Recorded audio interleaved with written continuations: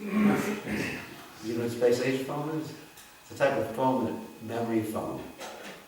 Anyway, so just like you can't even be austere if you want to. So what's to speak of going to farms where you have to wake up early in the morning? You're milking cows. Anyone here ever milk a cow? You have to wake up early in the morning, and you know, in a natural farm, you don't put machines on the cow and suck out the blood and everything like that. You have to talk to the cow, rub it down. I remember the first time I milked the cow, I didn't know how to milk the cow.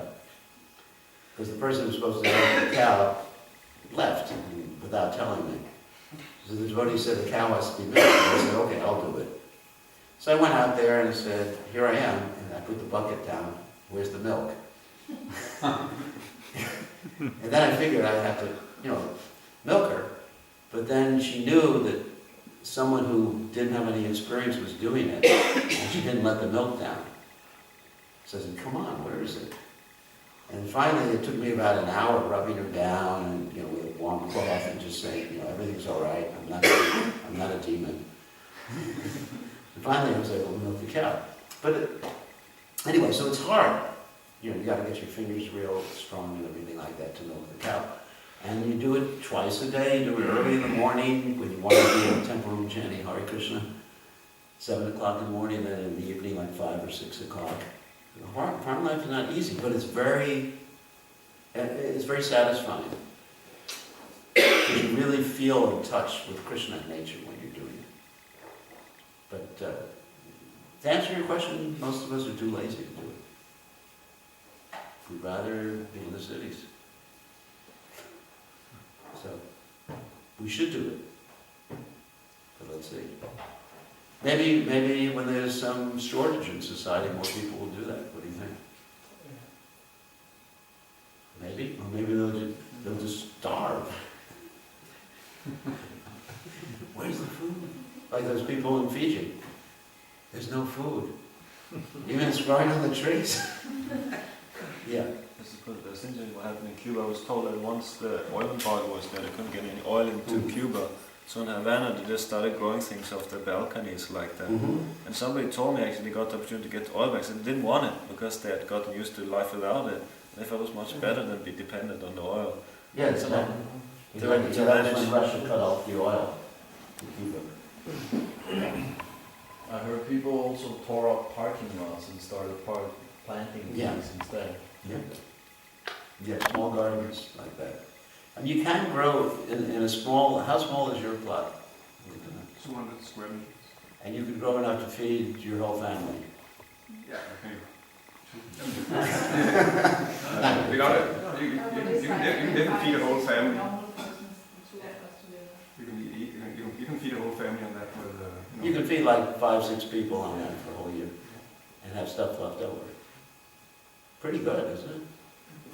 And then all your vegetables have come from that, right? So how much money? You've probably saved a lot of money, right? 20,000 a year. 20,000 a year saved. Not dollars, not euros. Oh, all right. It's still good. Okay, I was thinking you were talking about euros. But, you know, it's still good. No, if you had to buy organic, how much would it cost a year? Something like that. I figure out it's, Saving around that. And you're eating healthy food. You know what? And even the organic food that you buy, I'll tell you a secret. It has chemicals in it. The reason it does is because they take, you know how they fertilize in the organic farms? Manure from regular farms and manure from regular farms, slaughterhouse, from the slaughterhouse waste, and they take fish and they grind them up. So you're eating something that's basically a product of violence to a certain extent. I mean, you can't help it, but so then you grow your own. I mean, that's what Prabhupada wanted. Very simple. And you don't have a tractor or anything, right? Only my hands. Your hands. He's just using his hands. Can you imagine that? A shovel, you have though. Yeah. All right, so minimum mechanism and maximum manual labor. And you feel good. It gives you... Oh, I mean, best exercise and all that. And you don't get sick that much, No, hardly. plenty of vitamin D. So, look, here's an example. Exactly. Like recently we've been doing a study to help devotees, like how to increase the lifespan of devotees, because we see a lot of devotees dying young from different lifestyle diseases. So one of the common things where you have groups of people around the world, they're called blue zones. Anyone's ever read the book Blue Zones? No. Where you have these zones of people who live like over 100, a large percentage, is the people who are working out in the fields. That's one of the common things. There's many other factors too, but they work, and they eat practically no meat or extremely little meat. They're vegetarians. So it's a very healthy life. But we would rather work in the city and just have all the modern conveniences. Anyway, there's a place to be in the city. I mean, obviously, if you have service for Krishna, you belong in the city preaching.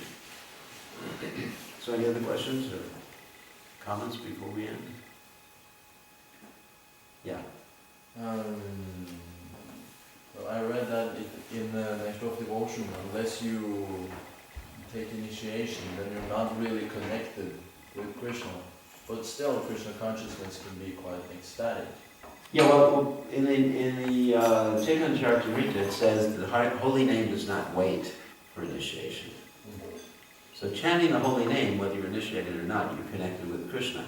However, if you want to become an absolutely pure devotee, reach the perfectional stage, you've got to follow the process outlined by the acharyas. And one of those aspects is taking initiation. That's it. But it's not that you're not connected with Krishna. Because even if you chant Hare Krishna one time, you're connected with Krishna. Even Namabash, you're connected with Krishna. That means you're meaning something else when you're chanting or joking or making fun of someone. You're still connected with Krishna, but if you want to chant purely, come to the stage of Shuddha Nam, then part of the process is to accept a bona fide spiritual master. All right, I think we should end. I'm going to go look at the garden now. Not that I'll become a gardener, I'm too lazy for that, but at least I'll eat the fruits from the garden. That's the advantage of being a sannyasi. Like in the Bhagavatam it says, or is it the sannyasis are like the person who keeps, person who keeps bees. Bees all do all the hard work and he goes and collects the honey. You ever hear that example? That's really the Bhagavatam. They call Madhukari. Sannyasis called Madhukari. Yeah, the type of sannyasa is called Madhukar. Yeah. Madhukar means like a bee who goes around, honeybee, goes around, takes the pollen from different trees. Okay, thank you very much. All glorious to His divine grace, Srila Prabhupada ki jai.